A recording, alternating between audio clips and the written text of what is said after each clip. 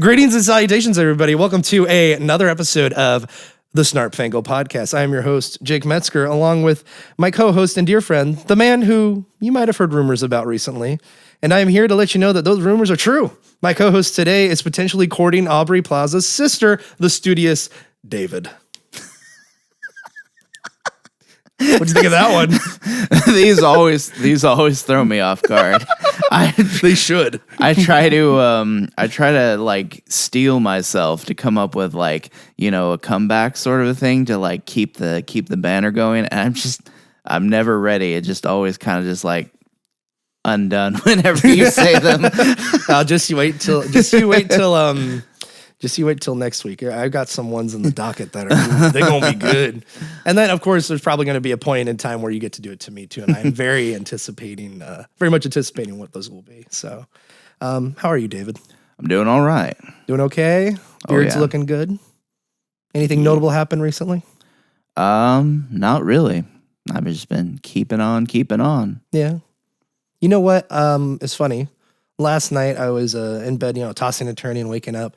And then I I had my glass of water next to my bed, of course. And I'm like, I want to read it. So I'm like, just rolling, trying to get comfy. And then I flip up my blanket and then and then it comes down. It's like a heavier blanket, and the water just hits the cup and just full of water and ice and just falls onto the ground face first. Oh. And I'm like, oh God, man. And so thankfully there's a bunch of blankets down there, where it fell. So they soaked up most of the water, but I'm it's 4 a.m. I'm cleaning it up and I'm like, oh man, this kind of sucks and whatever. And so I throw some blankets in the dryer, throw some over the tub to dry or whatever. And then I go back, fill up my cup, go back to sleep. I wake up this morning and it happened again and I didn't know. And I'm like, no, what happened? And it was there for 3 hours. And I'm like, oh, this cup sucks. Let me give me something made of glass instead of this plasticware. Jeez. So that was my night of tipping the water. That sounds so bad. And with anyway, so and with that, let me explain what we're here to do today. We're here. Welcome to Snarp Fangle. We come and present topics to the congregation or you guys on the YouTube and on the internet webs, and we just bring a random topic to the case. And with that, David, what is our first topic today? All right, so first topic is going to be the social media landscape. Okay. Yeah. So I want to start off by talking about kind of a big deal in the YouTube community. A YouTuber by the name of Hbomberguy recently called out a whole bunch of influencers and creators for plagiarism. And normally when that happens, it's like, okay, cool, big deal. It's usually people that I've never listened to, don't care about, whatever. But in this case, it was kind of interesting because one of the people who was called out was a YouTuber who I am actually quite fond of, is Internet Historian. Oh, okay. So what is of this Internet Historian and this guy, Hbomberguy, dropping some truth bombs potentially? So it came to my attention that I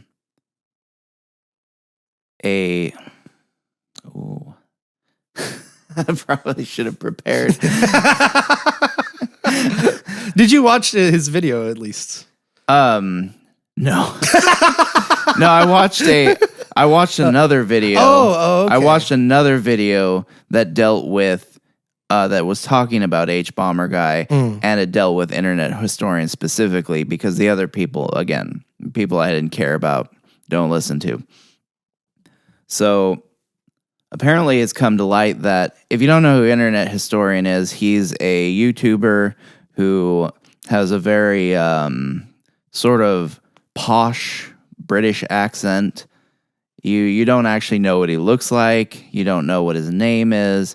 He's just represented by a cartoon on screen. I'm looking at his Twitter right now. It is a interesting cartoon. Waxes poetic about various topics, and he's quite an entertaining person to listen to. But it came out when I was watching this video that apparently one of his videos I believe it was called Man Stuck in Cave. Men in Cave re-upload? Yes, Man in Cave. It was called Man in Cave. Was actually, the script of the video was actually completely plagiarized from a paper that somebody else had published about the incident in question, about someone who was stuck in a cave. Interesting. And yeah, it's kind of put me in a difficult spot because as much as I like his content, his response has been less than ideal. He has not commented at all about it. Okay. When the controversy first started, the original Man in Cave video he took down. And then a little bit later, when the hubbub had kind of died down, he re-uploaded Man in Cave without saying a word. Which is what I have in front of me. Yeah, it says Man in Cave re-upload. It's like an hour and 14 minutes, it looks like. Yeah. Interesting.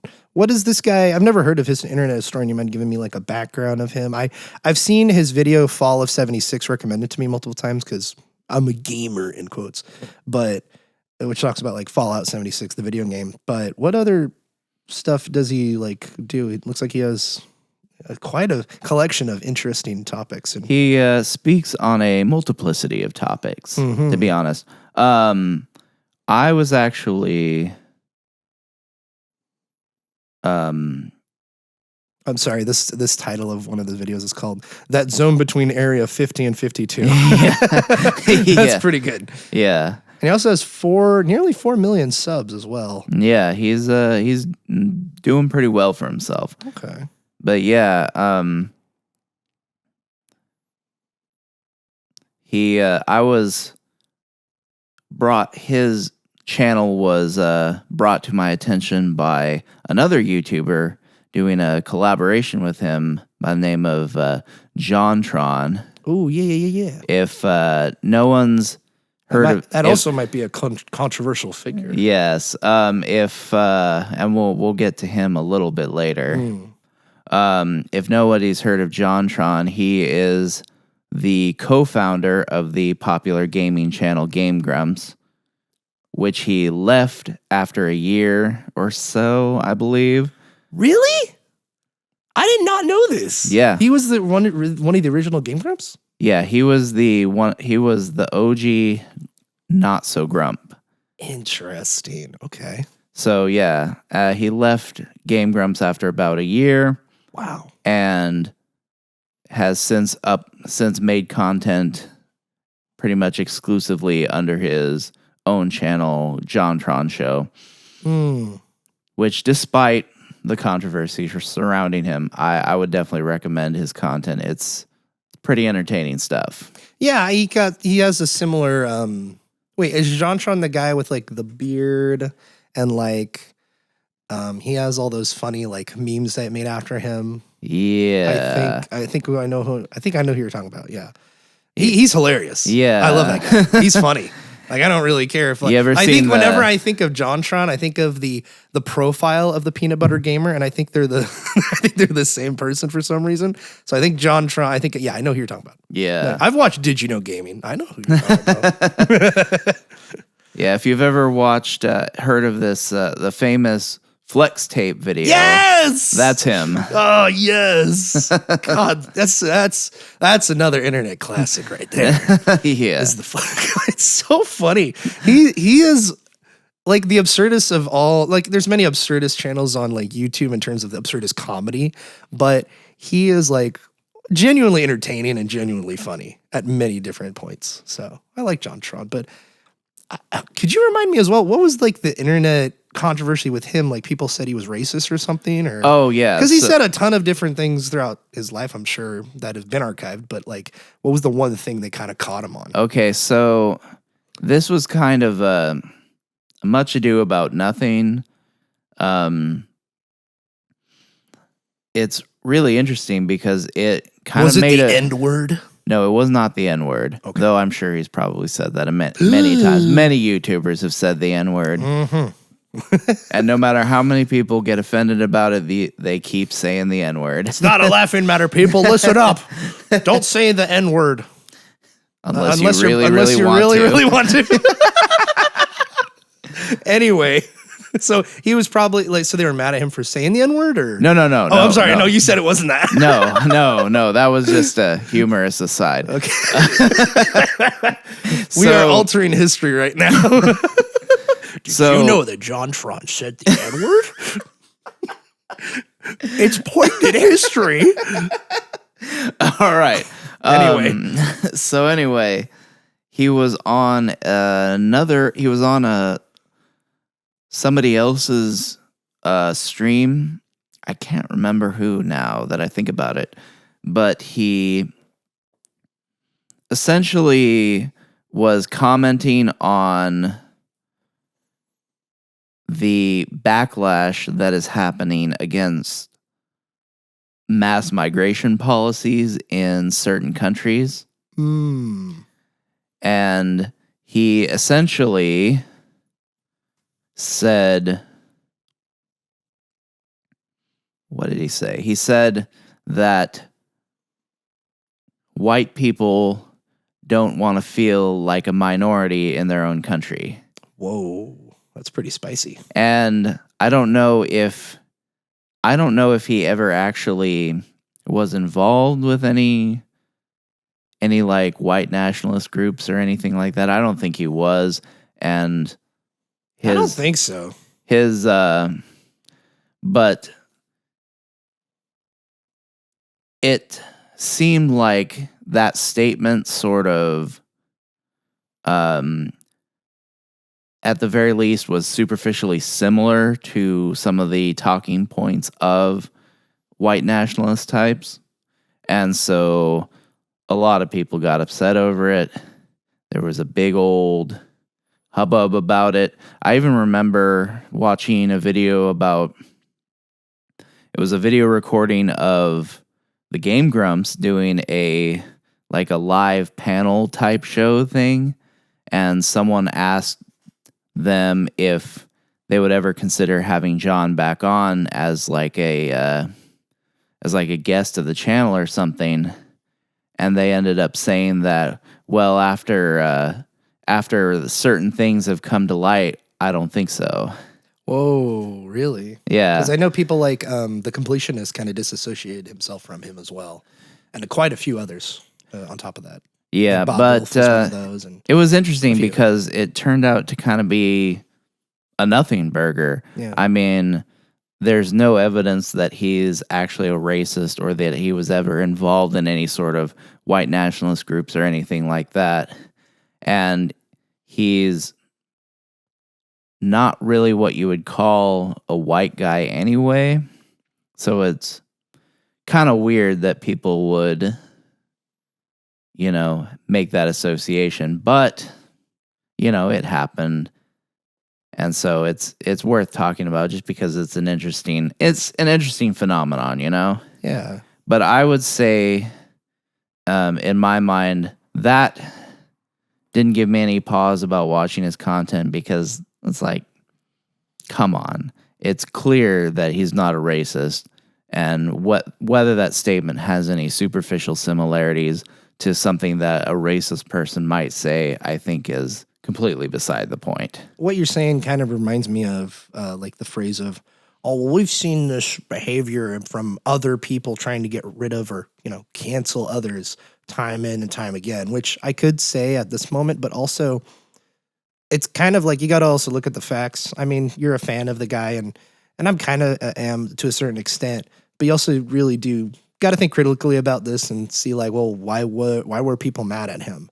And usually, generally, it is the case of, oh, people were just mad at him and they try to get rid of him because they said something they don't like politically or ideologically, or something that would get a bunch of tussle feathers in the Twitter space, basically. So I think it's interesting that you bring up Jon Tron, because somebody that we will bring up later, which is the Completionist, kind of disassociated himself away from Jon Tron, and we've had recent drama from him in the latter half of 2023 come up. And it's definitely drama, but it also is a lot of legal concern as well. But we're going to get to that later. Let's go back to your H3 bomber guy. Oh no, Hbomberguy. Oh, H3. not H3. H3. Yeah, that's another controversial figure. Yes, very controversial. But we're not going to get into that because he's the real racist. I'm joking. I'm sure H3 is a kind guy. I don't. But yeah, will toward it was through his. It was through his collaboration with Jon Tron that Internet Historian was brought to light, and I ended up subscribing to his channel, and I have to say his content is quite entertaining. So it puts me in a pickle because we know the one video was plagiarized, and his response was not great. Which is basically silence. Yeah, silence, and then waiting for the hubbub to die down, and then re-uploading the video anyway. In the video you saw, was it a reading of the essay or the paper that the guy found it to be based off of, and then it was basically a translation? Essentially, this guy. What are the deets here? Is now there? I guess there is a possibility that this is all completely made up. You know, but it seems like it's pretty legit. Like, is there a way to look up this paper? Or is this just an accusation? I don't know, actually. I haven't looked into it too deeply because, life happens. Yeah. And I don't We have far more important things to worry about in our life than I don't always have the drama. time to research YouTubers, But essentially, there is a guy alleging that this paper that he wrote, it was either a paper or an article, I can't remember, that the Man in Cave video script, so essentially what Internet Historian is narrating through the course of the video, was taken word for word from this guy's paper. Interesting. Yeah, I'm doing some Googling on it right now, and there's lots of different accusations of Hbomberguy, different accusations of Internet Historian. It's a lot of stuff that we need to dive into further. But again, YouTube drama, is it really worth the salt that we give it? Is it all cotton and no cannon, David, or whatever I said in our first episode? Whatever that may be. Yeah, whatever. I don't even remember what we said, but anyway, is it worth it? I mean, I would say no. I mean, it's so easy for me personally to get sucked into internet drama, but in the end, it's not really worth getting all, getting your feathers ruffled over. Yeah, feathers ruffled. That's a good way to put it. Yeah. It's definitely not, because it's like, this is the internet. I mean, you can always just turn it off and walk away. It's not anything big. It's not a huge deal in this scenario, it seems like. If plagiarism is serious, I mean, don't get me wrong, I guess, but it's plagiarism. Like, it happens all the time in the academic world and nobody says anything. Well, I mean, from what I've experienced in the academic world, it happens a lot, and there are very few examples of repercussions that I've seen personally.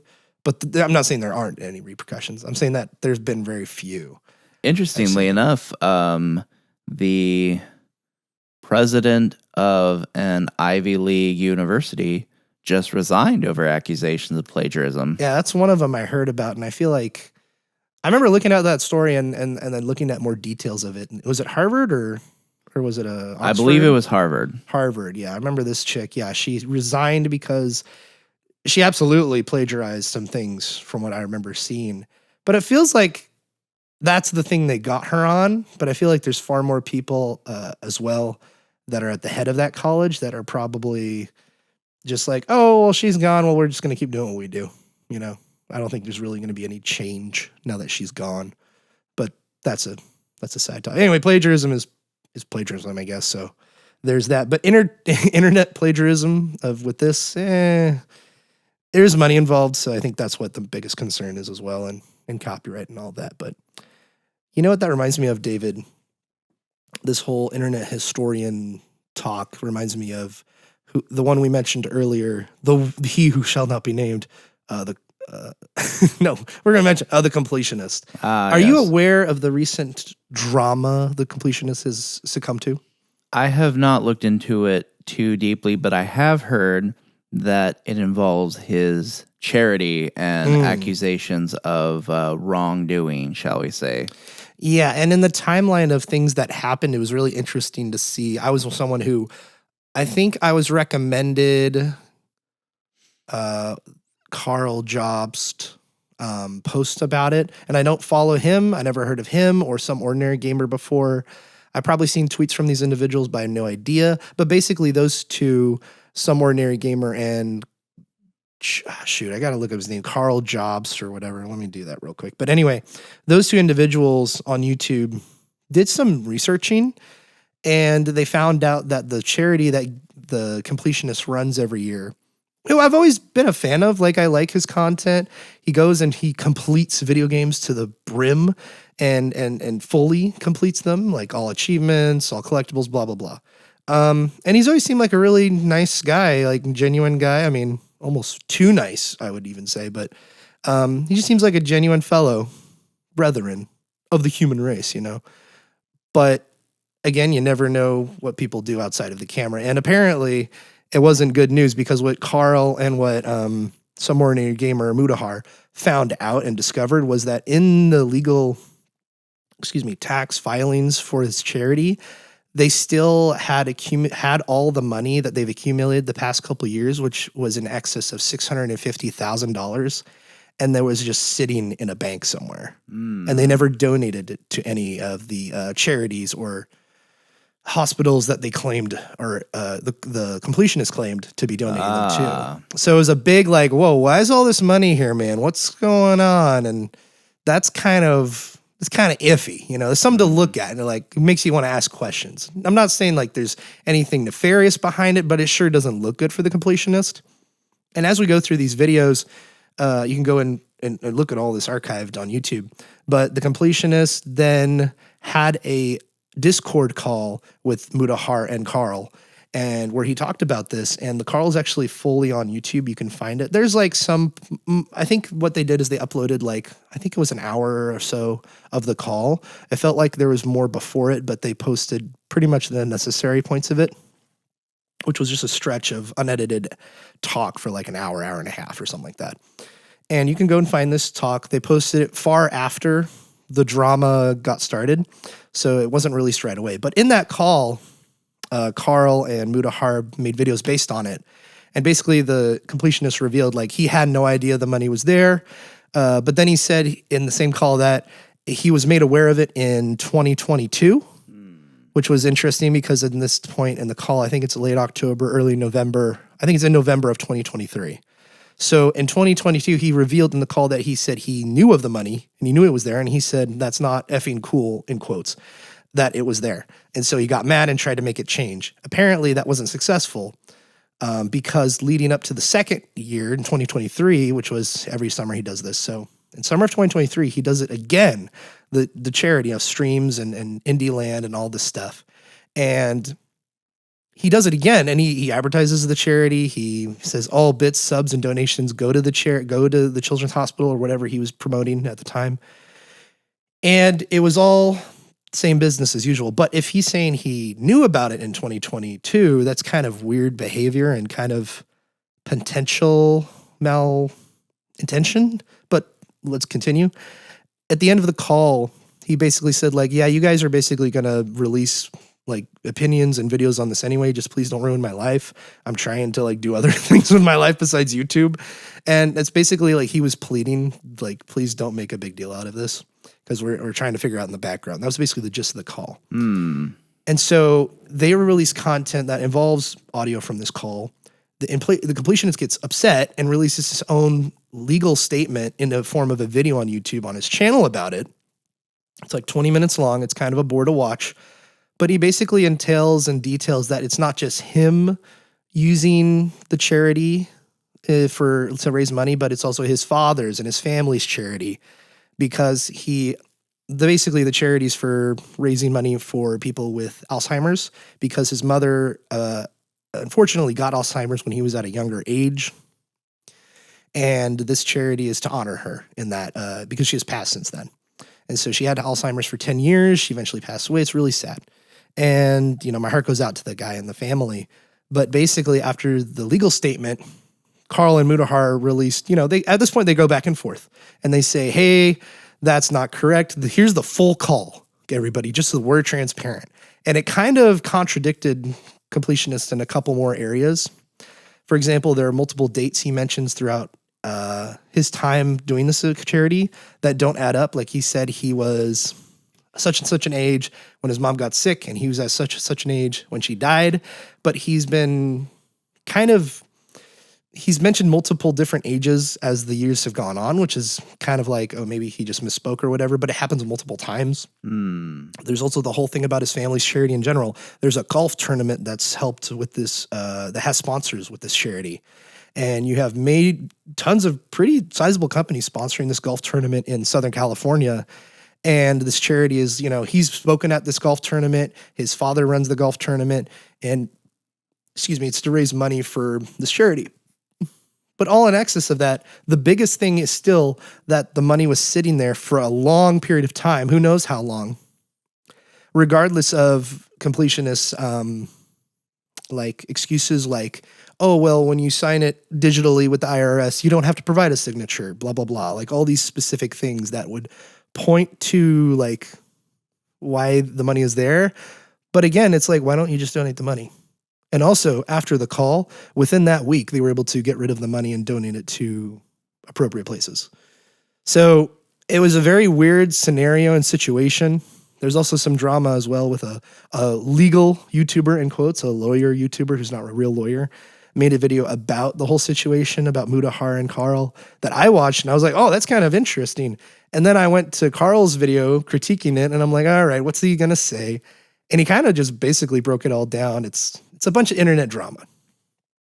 So from my perspective, it's kind of unfortunate to see this guy go through it, because in another part of the call you hear, especially at the end, he says, and also there's some stuff they didn't release in the call, which is probably for privacy reasons. Like he mentioned something that was about his father and how he has disagreements about him with the charity. And it seems like he's mentioning or motioning, the Completionist is motioning towards something like his father is, he has difficulty with his father and maybe not a good relationship of the management of it all. But once all of this has been said and done, basically right now we're looking at Completionist is not going to do Indieland anymore as part of the charity. It might have another form in the future. He's going to take legal action from what I can see against Mutahar and Karl. And it seems like it's just this big mess that just was dug up and now is made out of, and now the whole internet. And it's really sad because at first you're like, oh, the Completionists, people were taking sides in the beginning. But now it's like a lot of the Completionists, like people that he associates with, are kind of on Twitter saying, yeah, you know what? At this point, I'm not going to support Completionists anymore, because it's kind of apparent that there's some malpractice going on. So in all of that just said, what do you think, David? This is a very messy scenario. I think I tried to break it down. Sorry. I tried to break it down as much as I could. I'm just going off of memory right now. Yeah. And I don't claim to do the best job, but you can go and find all these videos on YouTube. And do your research about this. But from what I've seen, from what the analysis I've seen, I want to make sure that everybody's given a fair shake. But so far with the info we've been released, looking at the hard facts, it seems like there is something that happened and malpractice happened, or maybe potentially. But who knows if anything's going to come from it. We'll see. I just wouldn't support the guy financially anymore with my money. I think it's kind of interesting that he's one of the people who disassociated himself with Jon Tron over supposedly racist comments, and then he turns around and is mismanaging money that's been raised for charity. It seems like making a comment that's, mildly racist versus mismanaging money for charity. It's like, which is worse here? So it's kind of interesting how this has sort of fallen on him, I think. It's definitely interesting, and it's unfortunate. I mean, I wouldn't want anybody to go through this kind of thing, but if stuff has happened and you're the part of the reason why it's happened and you don't say anything, that's, I mean, what you sow you will reap.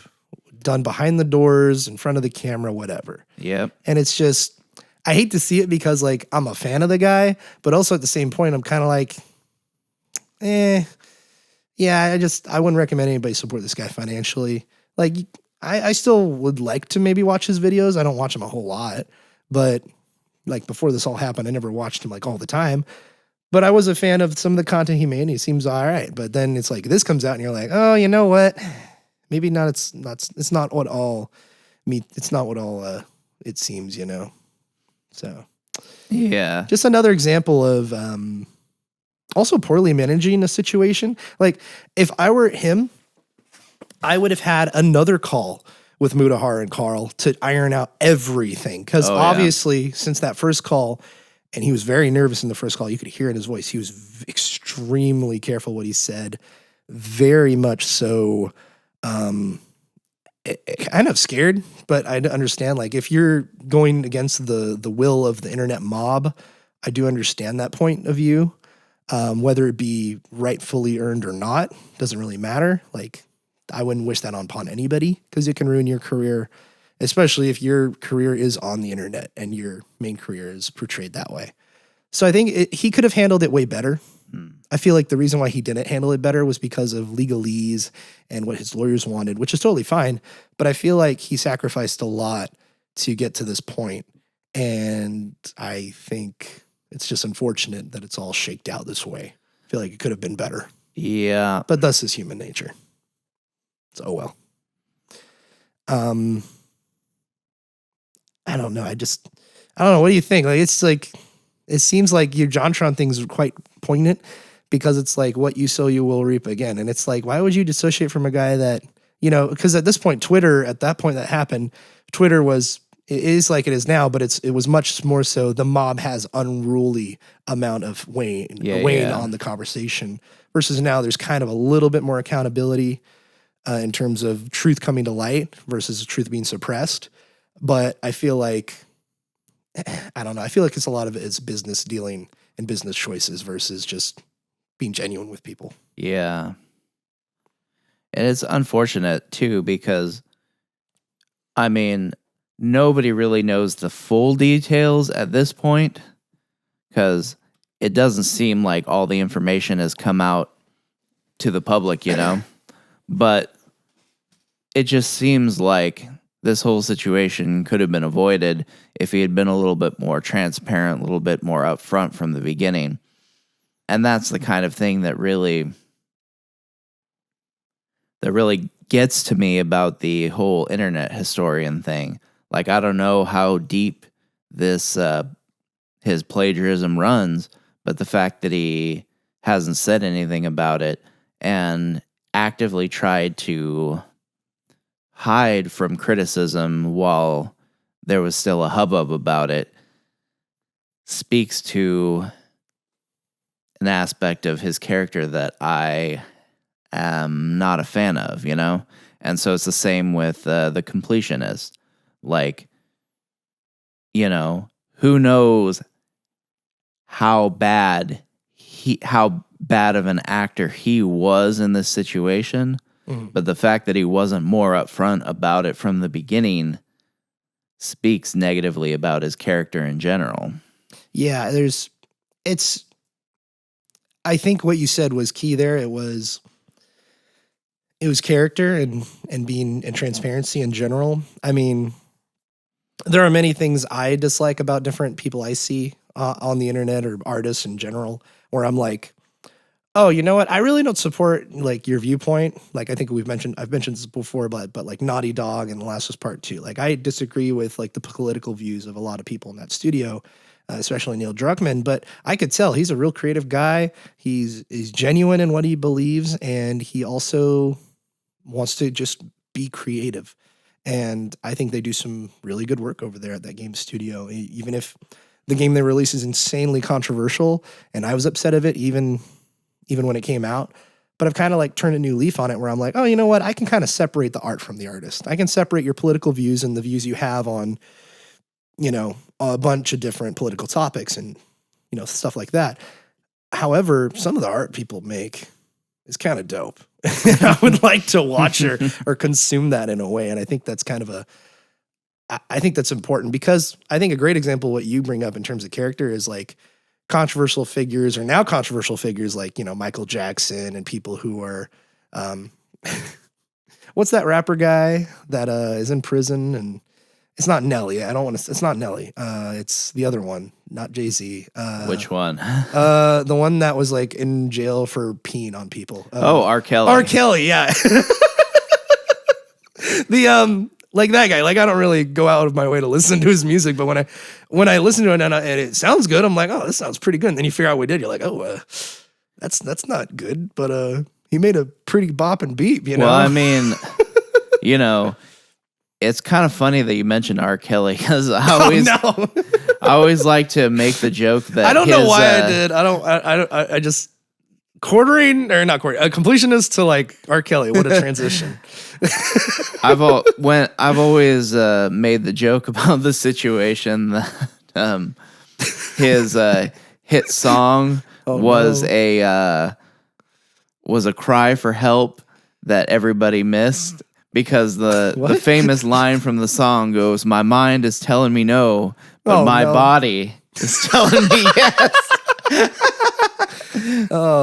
I think there's much to be said about people who rap or sing about those kind of things, and then they end up being those kind of things. Yeah, it's definitely a signal. It's definitely a smoke. Where there's smoke, there is fire at times, David. yeah. But speaking of people, let's get back onto the more internet-y kind of stuff. Speaking of people that have we question character of, let's bring up. I hate to do it, because let me preface this before I bring them up. I don't have any ill will pretty much to any of these people we're mentioning or talking about. I don't want to start drama with any of them. I know fans will probably look this up and kind of trash us or whatever. We might have backlash, David. We might get canceled. But if they want to cancel us, go listen to last episode where I talk about some other stuff. So yeah go for that. So anyway, let's talk about some questionable characteristics in people we see on the internet, such as, David, the quartering. Ooh, yes. Let's talk about the quartering. Who's the quartering, David? The quartering is, I can't remember his last name. It's Jeremy. I don't know his last name. Let me look that up while you explain. Jeremy from the quartering. Yeah, so the quartering is, you know, he's just the worst. No. I would characterize him as the nerd next door. Oh, wow. That's a grand descriptor of him for sure, yes. He's the nerd next door. Yeah, he has a history as a professional Magic the Gathering player. Ooh, yes, that's right. That's where this all stems from. And sort of rose to fame following his banning by Wizards of the Coast over supposedly sexist comments he made when he criticized cosplayers. Ooh, what kind of criticisms did he have? Basically, the criticism that he had of these cosplayers is that they weren't adding anything positive to the fandom, and they were essentially parasites on the goodwill of the fans, essentially. Interesting. Okay. And he got a lot of backlash from certain corners of the internet over that, and Wizards of the Coast end up banning him. Oh, man. And following his banning, he got quite a bit of attention on YouTube, and I think that's about the time when the quartering really took off. And that's about the time that I initially subscribed to the quartering, because I kind of liked his takes on certain things. But over the years, it's interesting. I'm still subscribed to him on YouTube, but over the years, I just ignore his videos now because it's just like, and I think we've talked about this before, but his titles are just so cringy and clickbaity. Yeah, it's bad at times. Like it's so clickbaity to the point where you're like, is that really what's going on? And then you click on it and it's like kind of what he's talking about. Most of the time it is what he's talking about, but it's like let me give you an example here. So like there's many examples, but let me just give you examples. So like here's one that says, let me find one. There's so many on here. Here we go. So Jesse Smollett makes new humiliating mistake. Things are about to get worse for woke liar. And I'm sure he's going to talk about the recent updates of Jesse Smollett, the court cases people have against him. The thumbnail is of Jesse pleading with his hands in a prayer form with the word idiot brandished on his forehead and a Chad meme guy on the side with like police lights in the background and a fistful of key rings that says another humiliation. I mean, that's the kind of stuff we're getting into. Like we have internet drama people. We have, which I think you could argue Quartering is an internet drama person and a political drama person. Yeah. And I feel like it's, first off, I think in terms of his character and like the images the glimpses I've seen into his personal life, he seems like a genuinely nice fellow who's kind, and he's got a bunch of dogs and a wife, and he's made a good living for himself by making drama videos on the internet. But at the same time, and there's nothing necessarily wrong with this, but he says he doesn't really talk about the internet stuff outside of his channel, like to people he interacts with, such as his wife. Like, and some of this stuff is kind of like, it's kind of like defamatory in a lot of ways if you go through it. I mean, I remember the whole Brie Larson thing where like Brie Larson was like on every single thumbnail he did because he would talk about Captain Marvel, which was getting, at that point, and then the Marvels that came out recently, and then like all these other things. And it's also a meme on the internet now in his community and in other surrounding communities that he has a crush on Brie Larson because every thumbnail that he has her in. And by the way, he's not making these thumbnails. He is definitely having influence over them, but he has like 3 people that work for him that make the thumbnails, edit the videos, and all that stuff. He releases like 4 or 5 videos a day. It's insane. Plus, he has live shows on Rumble. He posts to, and it's not necessarily bad, but he's posting on YouTube, Rumble, Odyssey. I think he has a Minds account, Locals, Twitter, all these different places. And I agree with him in that sense that you should be everywhere. You should post your content anywhere. There's no reason why you wouldn't, unless it's like a platform like a platform you disagree with inherently in terms of like what goes on there. But anyway, like put it anywhere. I mean, why not? But dude, the thumbnails are like, they're kind of like cringy for this, like they're cringy and clickbaity for the sake of it. And it really bugs me at times. I remember when Linus Tech Tips first dove into that years ago, when they started doing like crazy thumbnails and titles that didn't necessarily have anything to do with what the subject was about. But and they even made a response video to that saying like, no, this is like our direction. And they basically, their answer was, well, they perform better on YouTube, so we're going to keep doing it.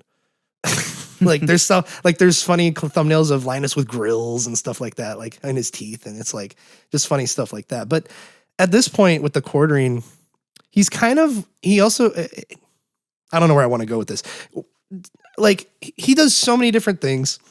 He has so many different critiques. And I think it's drama for the sake of drama over the littlest like updates or things you find out, like especially with like the updates of Rachel Zeg, what's her name? Oh shoot, sorry, the lady who played in the last Hunger Games movie, Rachel Zellweger. I don't remember her name, but anyway, he talks about her a lot, especially with her being like the new Snow White apparently that's coming out soon, and just all this tons of stuff, and like his critique of and this is a great recent topic to discuss because he talks about like woke trash and this movie's woke, but it's like, is it really? Like I've seen your videos before, and what he has in the thumbnail versus what he actually talks and how he talks is night and day.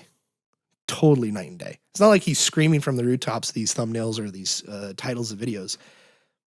But in the videos, he's actually kind of cool and calm and kind of kind of authentic in a way. But I don't know. Where do you want to go with this, David? The quartering. Where do you want to go with this? I think it brings up an interesting topic. Is what's driving people like the quartering to do what they do is the YouTube algorithm. Because there's certain things that make your video perform better in the algorithm. Yeah.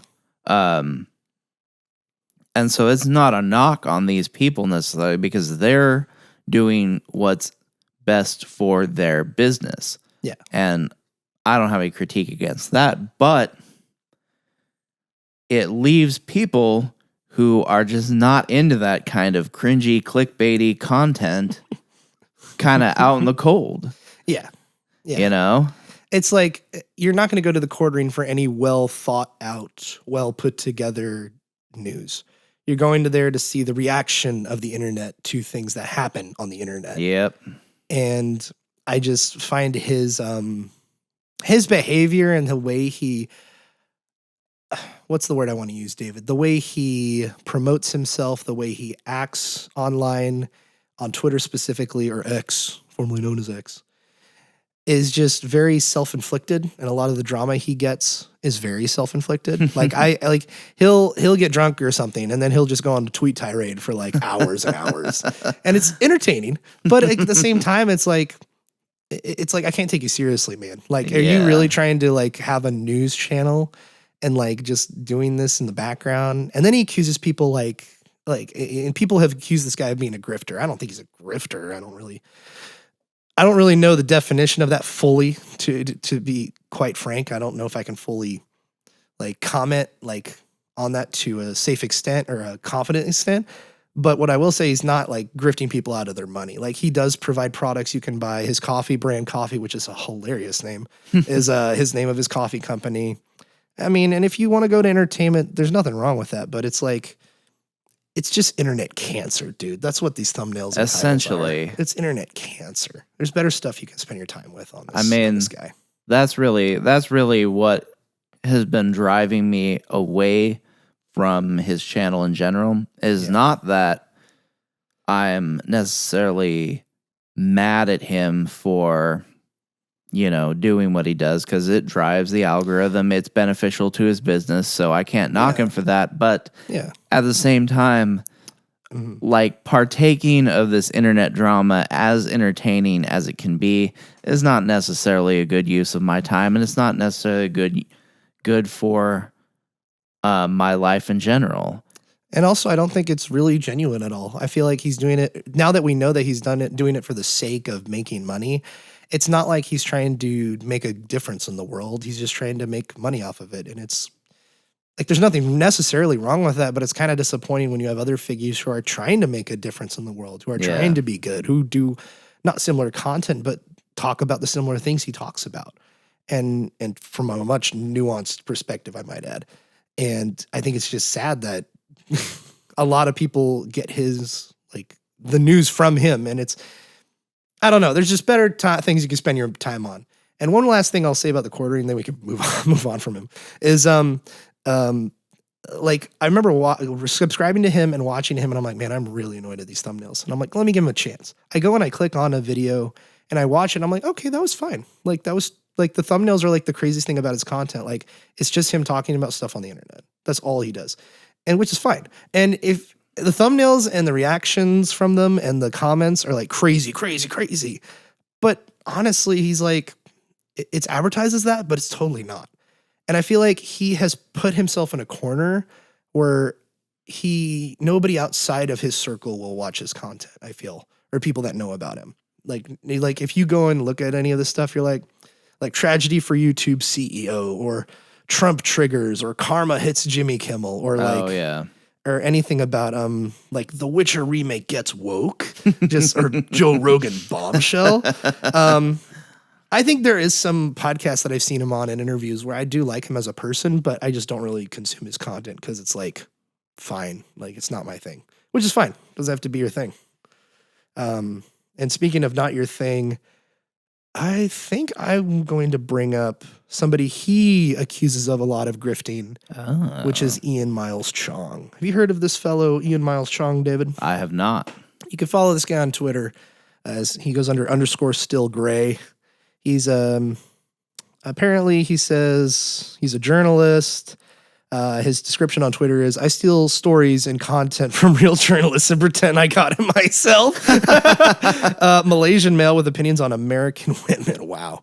That's actually pretty funny. But I've followed this guy for a period of time, and I've actually unfollowed him because basically what he was before was a political like commentator on Twitter, and he was surprisingly like not banned at all. Just from like the stuff he would repost from people who were banned, he wouldn't get banned.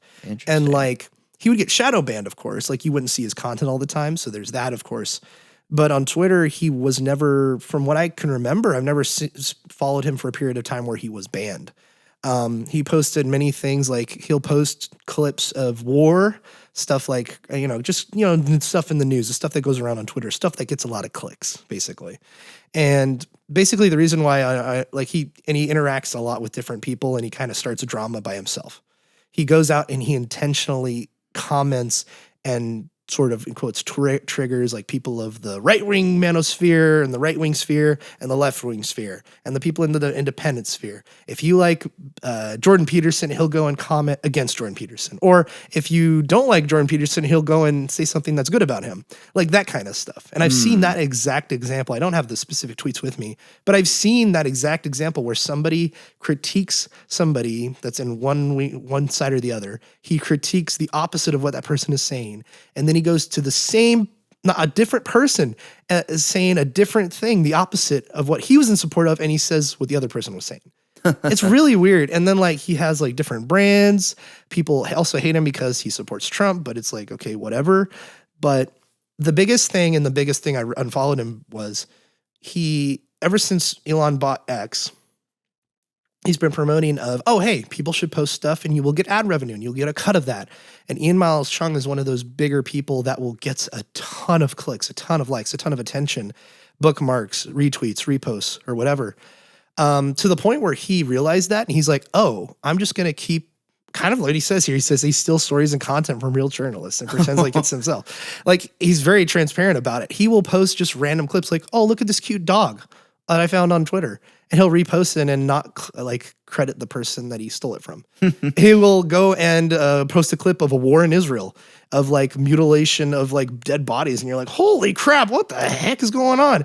And then that'll get a ton of attention. Like just anything. He'll pull anything from anywhere. And I mean, I don't know the guy personally. He doesn't even live in America, and he comments a lot of on American like happenings and everything. But he's not alone in that. But it's not genuine. It's just for clicks. And I just don't, in my good of heart, can follow the guy, really. Yeah.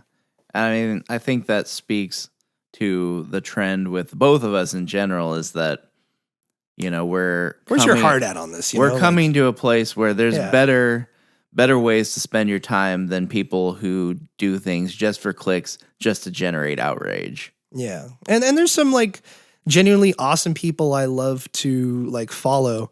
Like, I don't know if you're aware of her, but Melonie Mac on YouTube is like a right-wing Christian lady who is obsessed with Tomb Raider for some reason. She loves Tomb Raider and a butter as well. I don't know why. That was also a meme with her.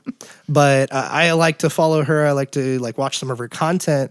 And I'll be honest, she is kind of cute, so that kind of helps. But like a cute Christian girl, how can I blame myself? Okay, you got me. But with her pervert. Okay, look, she's fine. Like she's like on her Twitter, you go to it, it's like Melonie Mac, gamer, carnivore, Jesus freak. Okay, cool, whatever. And she basically just talks about a lot of like internet drama, but she has a good Christian perspective on it, I think. And she'll like post Bible verses. She'll be like transparent, like, hey, I'm working through this, blah, blah, blah. One of the many internet people you can follow. But her content is kind of similar to the Quarterings, where it's very much a clickbait title. And I've seen her say things that I've seen, and I've seen her make videos on things where I'm like, I don't think you've really done research in this enough. or really have put a lot of thought into this. It's kind of like your genuine, like not genuine, but your reaction to whatever's happening around you. And also her sources are really weird too. Like she'll say like, oh my God, I'm not going to watch the new X-Men animated show that's coming out this year because it's woke. And because what do I say? Yeah, Morph is now pansexual or something, or bi or whatever, or is not a guyer anymore. It's like so stupid.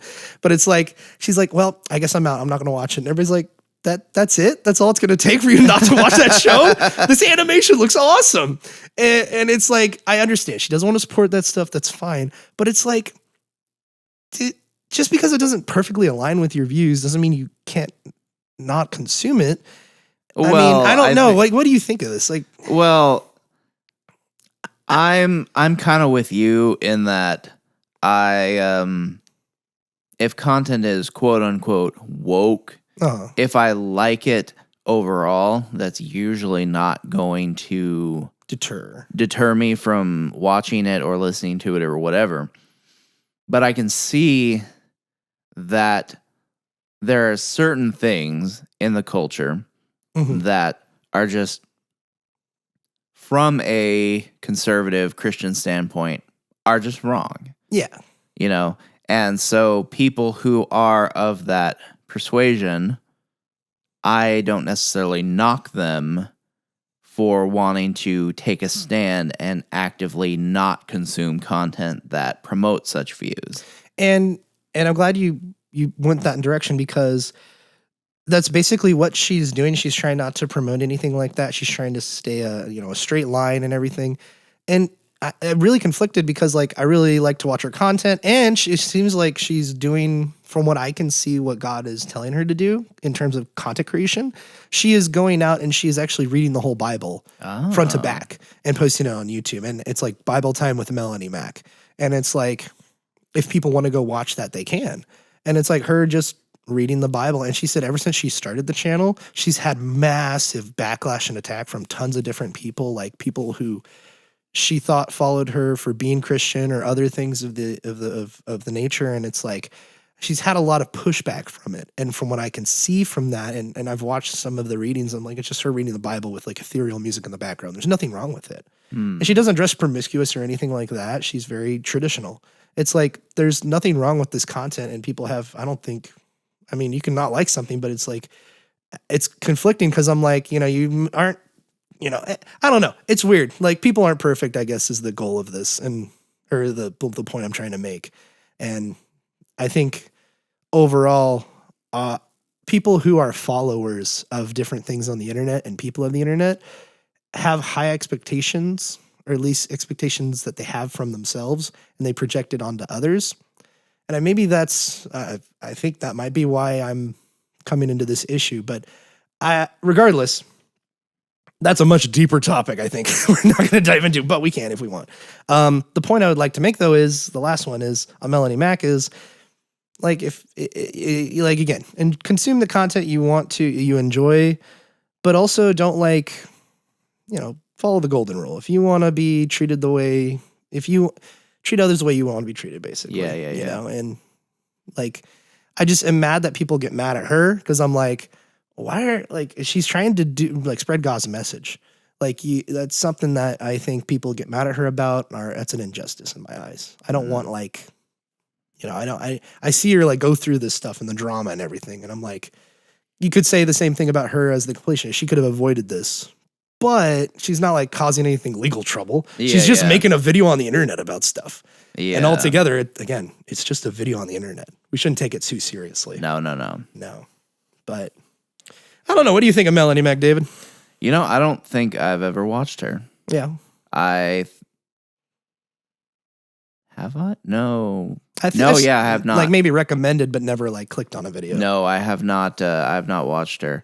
But now I kind of want to check her out after this, just to see what all the hubbub's about. Yeah. Yeah. Just to see what all the discussion's about. Yeah. But it's funny how and I see this with a lot of different people who are Christian or even claim to be Christian. They get a lot of pushback regardless, and I feel like it's just part of the course in the way the world is. It's just how it is. And I've seen genuineness from a lot of people, but I've also seen disingenuous from a lot of people. And I think Melonie Mac is a very genuine individual. She's very, hard on her sleeve. She doesn't hide anything really. And so there's a great interview that she has with Colin's Last Stand or Last Stand Media on YouTube. That's like 45 minutes to an hour long. Just go watch that and see what you think of her. That's how I heard about her the first time. And again, shout out to Last Stand Media, man. I love those guys. I know you don't know them, David, but man, if you want yourself a 5-hour PlayStation podcast, which is the number one PlayStation podcast in the world, go give Last Stand Media a gander and listen. It's funny that you mentioned that because I was just thinking, it's like, where am I going to find a good 5-hour PlayStation podcast?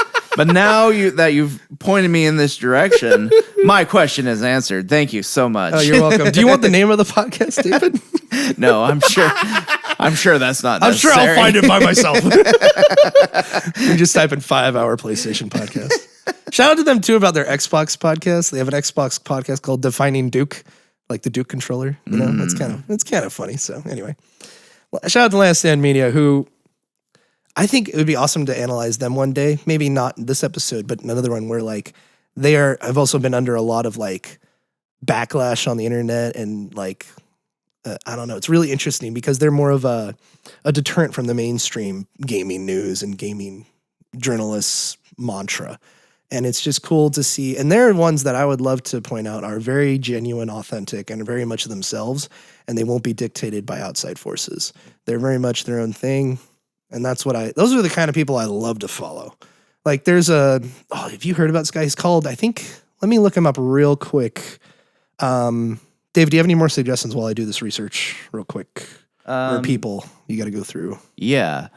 I did actually want to shout out someone who's controversial, but not in a bad way, that I just really want to bring to light because I think his content's great, and I think more people should follow him. More people should watch his content, and that would be Count Dankula. Oh, man, Count Dankula. If you've never heard of Count Dankula, he is quite the controversial figure. So his channel blew up because he made a video where he taught his girlfriend's pug dog how to do the Hitler salute. Go on. And yes, this caused such a stir that he was actually prosecuted under Scottish. I should mention he's a Scottish YouTuber. Oh, okay, the Scotsman. Yeah, you gotta watch out for those guys. Yeah. He was prosecuted under Scottish law for I can't remember what they got him on. I think it was spreading hatred or something Holy like crap. that.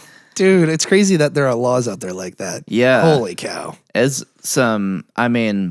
It really brought to light the precarious state of freedom of speech in the West.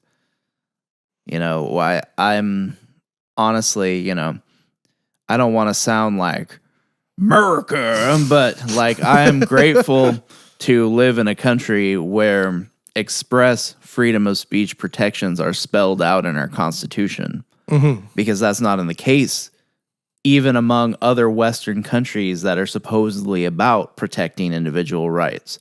Like, for example, the Canadian Constitution mentions that people have the right of freedom of speech, but it also mentions that that right can be revoked by the government for, to protect people or, what have you. Holy cow, yeah, that's... Yeah, it's scary stuff. But yeah, so anyway, he was prosecuted by Scottish law. It was terrible, but his YouTube channel's been doing quite well, and he seems to carry on regardless of the opposition that comes against him. And I think he's definitely not a Christian, not at all, not even in the slightest. But I just enjoy listening to a lot of his takes on things, even though I don't agree with everything that he says. And I just think he's a great YouTuber who more people should check out, more people should follow. Count Dankula. I agreed. Count Dankula, man, he is just, he's like, I mean, I'm sorry to say this, David, but he is a Chad, man. Like, he is just awesome. Like, he's got that thick accent, which just makes you fall in love with him immediately. He's got that ginger hair, and that's balding, and it's like, God, this guy is. And I'm being serious. And he's a dad of like 2. His wife is like this like super goth chick or whatever, and it's like, holy crap, this guy's awesome. And he like will not relent. He will keep going and just speak his mind no matter what the government does to him. His pug dog did a Hitler salute.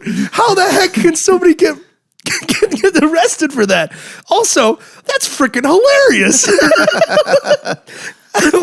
Like, I think there's a whole topic about personal freedom and freedom in other countries you could dive into at this point. But gosh dang, man, that guy is so funny. Oh, yeah. Like, well, who would think of that? Like, hey, look, I could make my dog do the Hitler salute. And it just like, and I was like, eh. To get arrested for that? That's like a G move right there.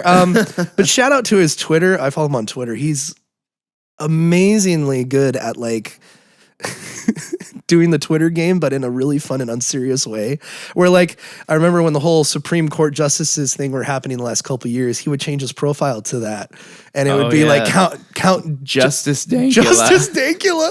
And it was the funniest stuff like he would post. He posts stuff like and it was funny because like people were getting confused who were outside of America. Like they legit thought his account was like a Supreme Court justice. And so he tweeted out one time, I think it was also after Elon bought Twitter. So like there was no rules of moderation. So he'd be like, I therefore enact a Supreme Court, what's it called? Like a Supreme Court ruling that the itty bitty titty community shall be banned for life in the United States of America. And it's like, dude, this guy doesn't stop. And then the funniest thing happened, David. He's on Twitter. He changes his, and I'm not going to say it, but he changes his profile picture and his name to Big Blank Dankula, like big blank Dankula. And you could probably Google it to find out what that was. But he changed it to that and his like a picture of him Photoshop being super jacked, right? And then because Twitter changed their rules around that time of real names must mean, if you're a verified account, which he is, he needs to have a real name that's verified like legally. So they won't let you change your name for 90 days. So for 90 days, he was Big Blank Dankula. Oh yeah. I don't remember that one specifically, but I do remember it was amazing. Because I'm not on Twitter or X as it's now called, but I remember on YouTube, he was complaining about a similar situation where he had changed his name on Twitter to Giant Penis. That was it, yeah, Giant Penis Dankula. It wasn't even Dankula. He just changed his name to Giant Penis. Yeah, and he was stuck with that name. And apparently tried to engage in some serious discourse on Twitter and got tons and tons of nobody would take him seriously. That's what I'm talking about. It was the funniest thing ever. Because like for 90 days or something like that, he couldn't change his name. And so shout out to Dankula. He's awesome. And he doesn't stop, man. He just won't stop. He's great. So, mine's not as exciting of a recommendation. I love Count Dankula. And go subscribe to him, guys. Go follow him on Twitter. All the stuff. He's great. Count Dankula. But also, I'd like to highlight a smaller channel that I just found out about. And he went from having like 5,000 subscribers to like nearly 50 at this point in time. And his name's Caffeine and Consoles. He's basically like this dad gamer guy. His name's Julian. And he basically just has a really nice lighting room with some like good backgrounds. And he has genuine like talks about the gaming industry and where is it going and also how it's relevant to him being a dad and the little time he has to game. He's talked a lot about the Steam Deck, the fumbles of Nintendo and Xbox and Sony. and how also like just he also does pretty much daily content at this point, and he's done a really good job of being consistent as well. His name's Caffeine and Consoles, and if you're like looking for a guy that's not my age and who has really cool, unique commentary on the gaming industry, go follow Caffeine and Consoles. He like every episode, he just sits down, he like stands up at his stand desks. He starts this a very intricate cup of coffee that I'm not very into, like a very fancy way of making a cup of coffee in front of the camera as he's talking about the games industry. And it's just genuine talk. And I highly recommend him. Super, like if you just want to, you get home from work, you're unwinding, put on this guy's video, like have a cup of coffee or tea with it and just enjoy yourself. So shout out to Caffeine and Consoles. He's a cool guy, and so far is not a controversial figure, but we shall see. I don't know what that means, but yeah, we shall see. In my years of just being autistic and obsessing over YouTube, that's a great way to open it. You gotta be careful about or some people are gonna come after you. No, I genuinely, I do have autism in a form. Like, I'm not joking. So I'm being serious, David. I'm serious. I'm retarded. There goes our demonetization. There goes our monetization. Who is that? Is that Alex Jones? Yeah. I'm a little retarded, guys. He's like, I gotta be honest, I'm kind of retarded. So, and with that retardation of myself, I do kind of like obsess and go and follow different communities in the internet and blah, blah, blah. But in one of those communities I follow, I feel like I need to restart myself, but let's just keep going. There was this channel that I followed for years, like in the 2000 teens, called Tek Syndicate, Tek Syndicate. If you want to look them up, you can. They're on YouTube. They're on X, or formerly known as Twitter, blah, blah, blah. And basically, this was basically a tech community, a PC tech-centered community on the internet. They had their own website with a forum you can go watch or go comment on. There's a ton of different ones I followed like that, but that was one of them. They had a forum, they had a website, they had a shop. They were like full YouTube bros, right? And so there was like three main people. There was Logan, who was the owner and the guy who ran and edited and most of everything. There was Wendell, who was like another tech bro with a beard, but like he's like that one IT guy you follow who knows literally everything but won't boast on anything. Like, you know, he has knowledge that has surpassed any human being about tech stuff. But he's just like, whatever. And he just goes on with his day. So it's Wendell. And then you have Kane, Qain, I guess is how he spelled it, Kane. So there was these three guys, plus another lady who's named Pistol. That's what her name was. And she was in the background editing videos. And there was a few people that came in and out of the content that came and went throughout the years. But basically, this was like your average, you know, if you followed Linus Tech Tips, you were recommended Tek Syndicate. If you were following Tom's Hardware, or if you were following NCIX, or any like PC tech-centric YouTube like or website that you were following that day, Tek Syndicate was in that bubble. They were in that or the era in the 2010s. Jay's 2 Cents is another great example. He gets a lot of recommendations on YouTube. You would also follow him and Tek Syndicate. Austin Evans, another big guy on YouTube right now, and has always been a pretty good guy on YouTube and big guy on YouTube. You would also be recommend Tek Syndicate. And all the people I've just mentioned have been on like a hike together called Highlander, David.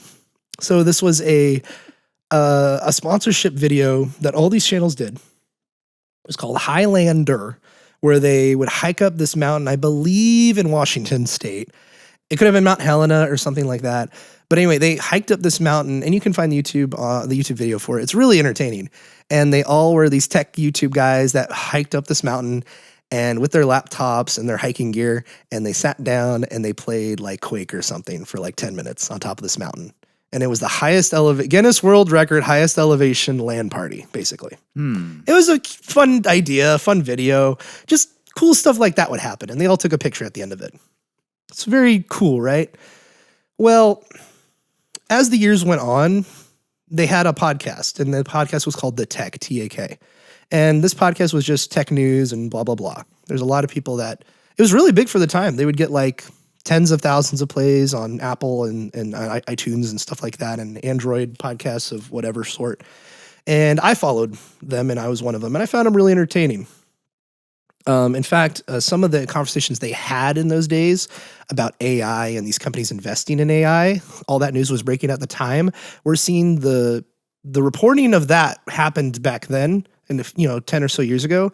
We're now seeing the fruit of that, those reports, because at the time, 10 years ago, the companies like Google, Apple, Amazon, Microsoft, they were all investing in AI, and then now we're seeing the fruits of that in the 2020s. So it's just very fascinating if you go back and look at those old news videos and podcasts. But let me get to the point of this, where like one of the texts that they had was like, you had the podcast, it was like episode 200 and something. And then on their forum, Pistol, who I've mentioned earlier, got into some really heated arguments on the forum with different people, because there were some people who were genuinely like calling out the content, and some bad actors as well, but some people who were genuine and saying like, hey, I don't know what the point of some of the topics were, or like the personalities we're bringing on, but I don't know if they fit as well as like Wendell or Kane or something like that.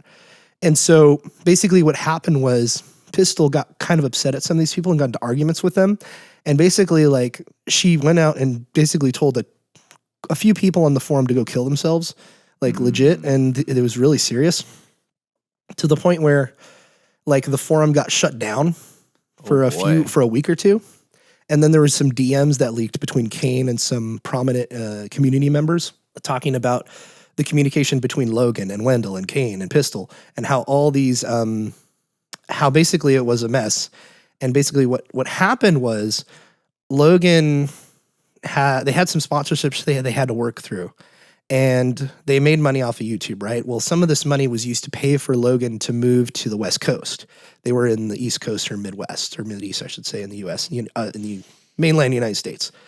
Logan moves to the West Coast. He moves once. He moves a second time. Finally, he moves to Oregon. And it's like the third time within like a year and a half he moved, because he didn't find the right place or whatever to be. And then because Pistol was supposedly dating Logan and all this drama behind the scenes, the community's like, yo, what's going on? This is weird. Like, what's going on? What's going on, Wendell? Like, they'd message Kane and Wendell and be like, yo, what is happening, guys? You guys started out as friends and this is all happening at once. And basically it was a whole hubbub of community asking questions, and then Logan basically just being radio silent throughout the entire thing. And Kane posting like just a mess. It turned out to be a mess. The last video they all did together was the sponsorship they did, and it was really bizarre. They filmed it in like 3 separate locations, basically where Kane was, where Wendell was, and where Logan was. They all signed on to do the sponsorship, and they wanted those 3 people specifically to do it, and that was the last video they did together. Basically what happened was Wendell and Logan had a meeting. They said, okay, we're going to sit down. We're going to figure this out in the community. What should happen? Because this whole thing with Pistol started it. The community was fighting itself internally, and now the people in the company are fighting internally. And it's just a huge mess. And so basically Logan and Wendell, out of this meeting, we don't know what happened in it, but out of this meeting, Wendell gets the forum and the rights and the domain and all that. And Logan gets the YouTube. So Wendell goes along. And Kane, he didn't have a huge stake in the company. He just was part of the content and lived, I think, with Logan at a time. And these were all friends. So to get to the like extent of this, a community was basically like broken apart from people asking questions.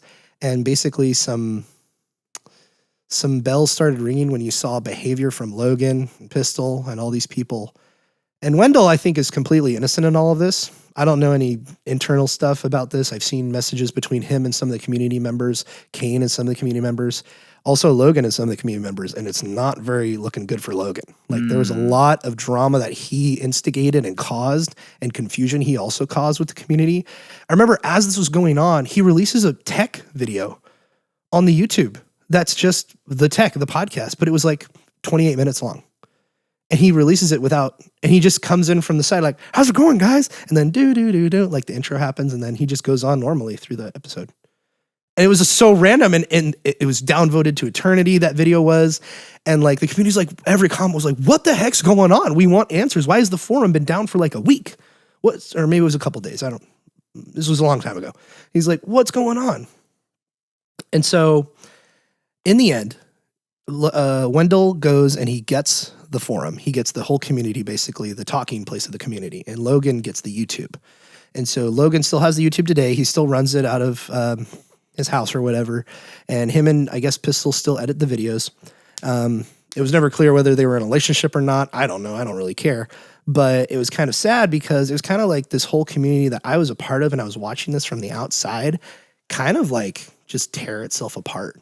And it was really unfortunate. And it was just another example, like we've mentioned, of people who could have communicated better, who they should have let their drama or their feelings by the wayside.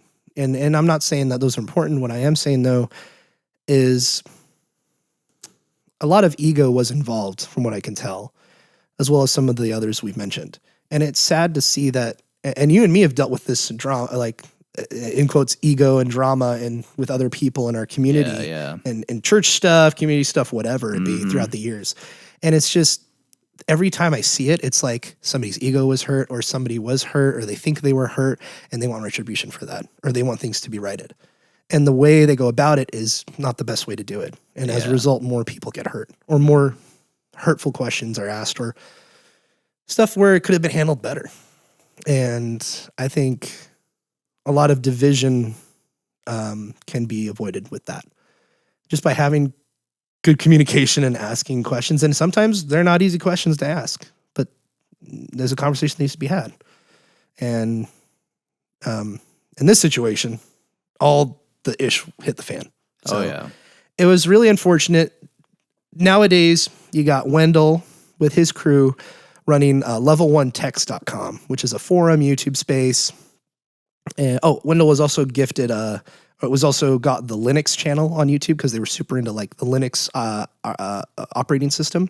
So they had like Tek Syndicate, Tek Linux, and Tek Gaming or something like that. So Logan got 2, Wendell got the Linux one. So he had a starting off place to get sponsorships. He had enough subscribers to start off with that to keep making money, that kind of thing, to support his business. Because he also worked full time apparently versus starting from nothing. So that was kind of cool. But anyway, you see the community right now in Level 1 Tech's pretty much thriving. A lot of people were carried over from there. A lot of new people were brought in. Basically, at Level 1 Tech's is Level 1 Tech. You're teaching people how to do IT and stuff like that and how to tinker with stuff and just have a fun community to talk about tech with. And then you have the YouTube, which still has a current 650,000 subscribers. I think at the time it broke apart, it was like 450. So it's gained a little bit. But the viewership's it's very small. It's like thousands of views versus like tens of thousands of views before it was split apart.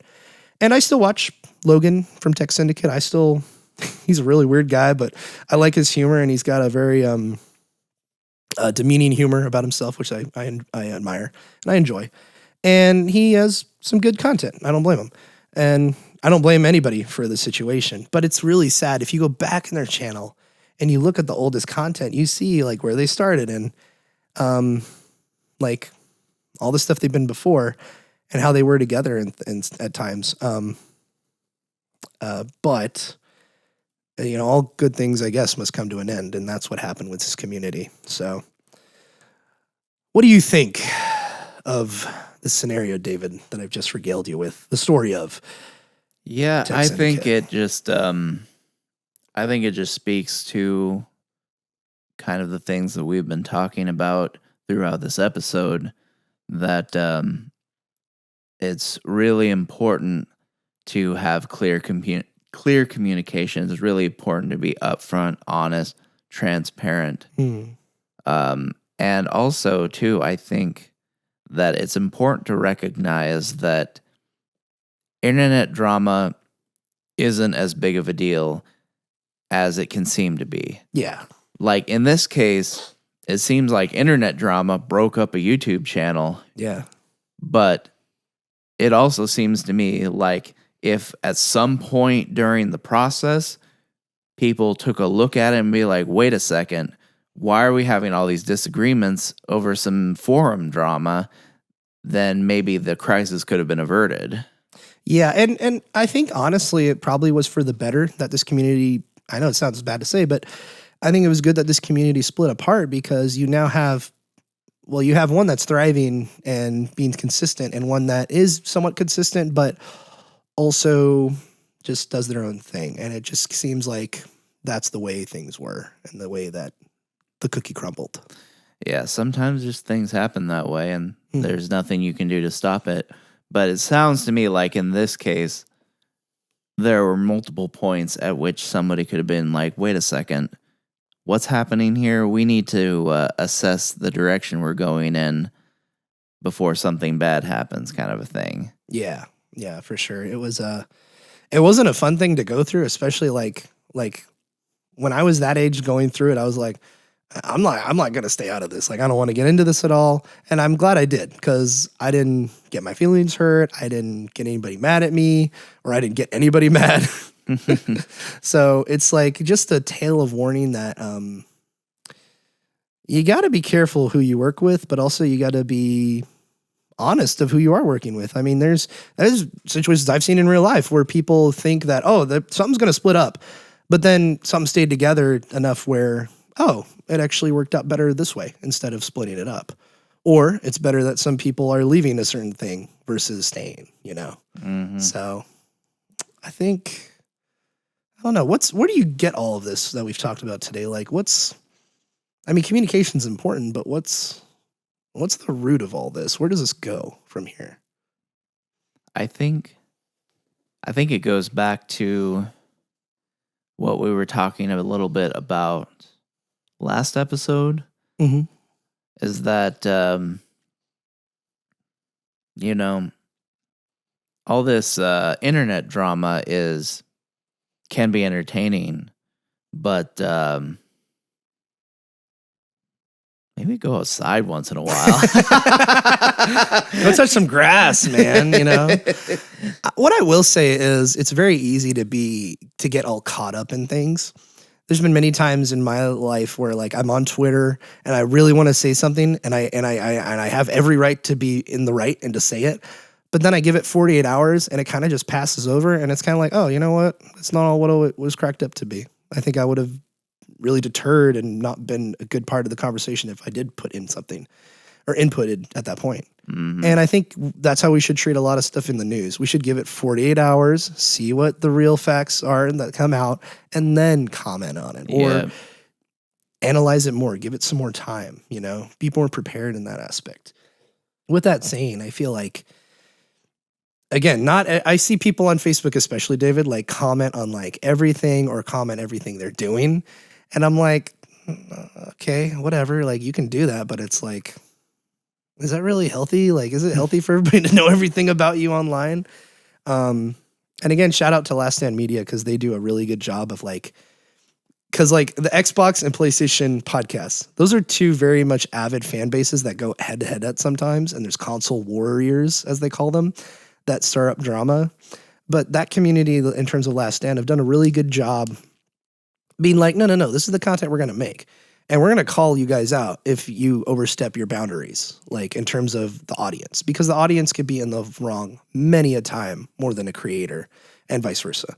So I think in terms of moderating your community and fostering a good community, not only does it involve communication and effective communication, but kind of like just leaving your ego aside and being like, okay, this is just the internet stuff. Yeah. Let's not take it too seriously. This is a business we're running, but at the same time, let's work through this. Let's figure it out together.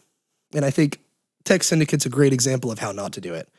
And I've definitely seen people take its inspiration from them to create communities, but they do the other way. They make it right. They treat the community better. And again, the community is the people who are paying for things, who are giving you the views, the likes, and clicking on those sponsorship links. Mm-hmm. So just be mindful of your community, and it's not easy, but with enough work and being genuine about things and knowing when to not say something is especially important. As we sit in silence. Well, I don't know about you, but I think this is a good note to end things on. Yeah. I concur. My fellow man who is courting Aubrey Plaza's sister. You know? And with that, we want to thank you for taking your time and listening, your much valuable time listening to the Snarp Fangle Podcast. Like we've mentioned before, there are much better things you could be doing with your time on the internet, but we appreciate you listening and listening to the end if you hear this. So have a good one, everybody, and we'll see you another time. Bye-bye now.